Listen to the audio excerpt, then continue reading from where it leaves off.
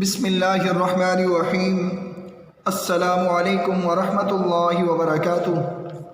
امید ہے تمام طلباء خیریت سے ہوں گے۔ آپ کو سبق زراعت کی اہمیت کے مشکل الفاظ کے معنی لکھنے کے لیے دیے گئے تھے۔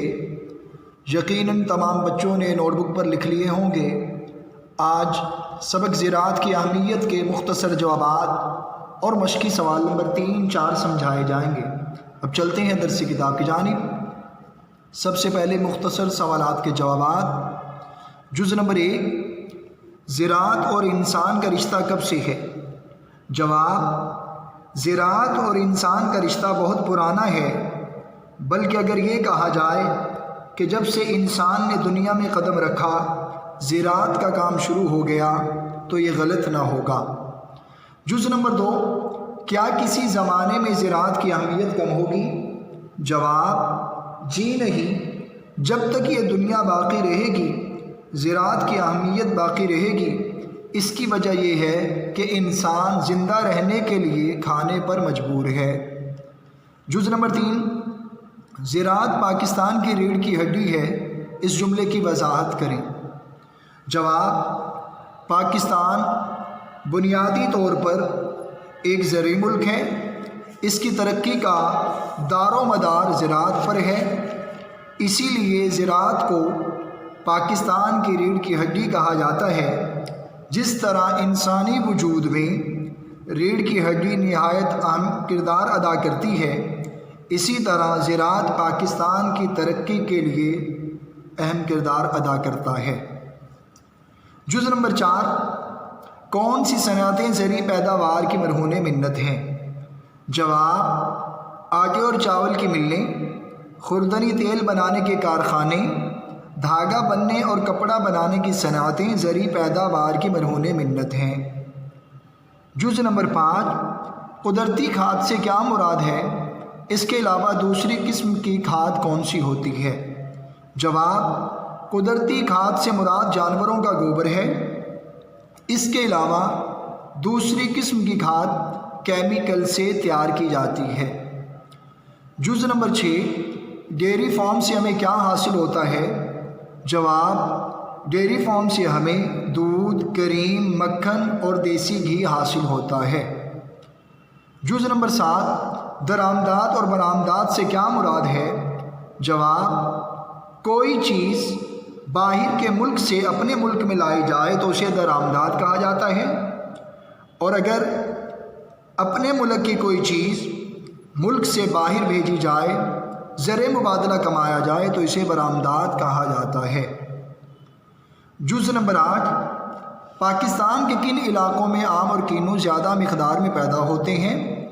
جواب، پاکستان میں ملتان کے قریب شجاع آباد میں آم اور کینو سرگودا ڈویژن میں زیادہ مقدار میں پیدا ہوتے ہیں۔ جز نمبر 9، صنعت کا زراعت کے ساتھ کیا تعلق ہے؟ جواب، صنعت کا زراعت کے ساتھ بہت گہرا تعلق ہے۔ بہت سی ایسی صنعتیں ہیں جن کا انحصار زراعت پر ہے۔ جز نمبر 10، روغنی اجناس سے کیا مراد ہے؟ جواب، روغنی اجناس سے مراد ایسی فصلیں ہیں جن سے تیل نکالا جاتا ہے، مثلاً سورج مکھی اور کنولا وغیرہ۔ جز نمبر 11، بے موسمی سبزیوں سے کیا مراد ہے؟ جواب، بے موسمی سبزیوں سے مراد ایسی سبزیاں جن کا موسم نہ ہو، یعنی جدید مشینیں استعمال کر کے اصل موسم کے علاوہ دوسرے موسموں والی سبزیاں اگائی جاتی ہیں۔ یہ تھے مختصر سوالات کے جوابات۔ امید ہے تمام طلباء سمجھ گئے ہوں گے۔ اگر کسی کو پھر بھی مختصر جوابات لکھنے میں مسئلہ ہو تو میں تحریری شکل میں آپ کو دکھا رہا ہوں۔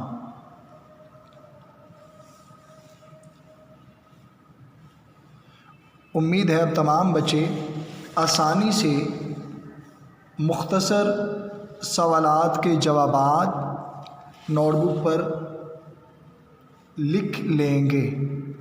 اب چلتے ہیں مختصر سوالات کے بعد مشقی سوالات کی جانب۔ مشقی سوال نمبر 3 درست جواب پر ٹک کا نشان لگائیے۔ جز نمبر 1 پاکستان ایک ملک ہے۔ اب 4 جوابات دیے گئے ہیں۔ نمبر 1 صنعتی، جز نمبر 2 زرعی، نمبر 3 نیم صنعتی، نمبر 4 نیم زرعی۔ اب درست جواب کا انتخاب کرنا ہے۔ آپ نے صفحہ نمبر 116 کے دوسرے پیراگراف کی پہلی سطر میں پڑھا، ہمارا پیارا ملک پاکستان ایک زرعی ملک ہے۔ اب یہ جواب مل گیا۔ جز بے درست جواب۔ اسی طریقے سے آپ نے بقیہ اجزاء کے درست جواب کا انتخاب از خود کرنا ہے۔ اب چلتے ہیں مشقی سوال نمبر 4 کی جانب۔ مشقی سوال نمبر 4 دی گئی مثال کی روشنی میں خالی کالم پر کریں۔ 3 کالم آپ دیکھ رہے ہیں۔ کالم الف میں لفظ دیا گیا، پھر کالم بے اور کالم جیم کو مثال کے ذریعے آپ دیکھ رہے ہیں کیسے پر کیا گیا ہے۔ اسی طریقے سے بقیہ الفاظ، یعنی بقیہ الفاظ کو کالم بے اور کالم جیم کو پر کرنا ہے، جیسے بد سے بدتر، کالم جیم بدتر بدترین۔ اسی طریقے سے آپ نے بقیہ الفاظ کے کالم بے کالم جیم سمجھائے گئے طریقے کے مطابق از خود پر کرنے ہیں۔ امید ہے تمام طلباء مختصر سوالات کے جوابات نوٹ بک پر لکھ لیں گے، اور اسی طریقے سے مشقی سوال نمبر 3 اور مشقی سوال نمبر 4 درسی کتاب پر حل کر لیں گے۔ یہ تمام کام کرنے کے بعد اسے یاد بھی کرنا ہے۔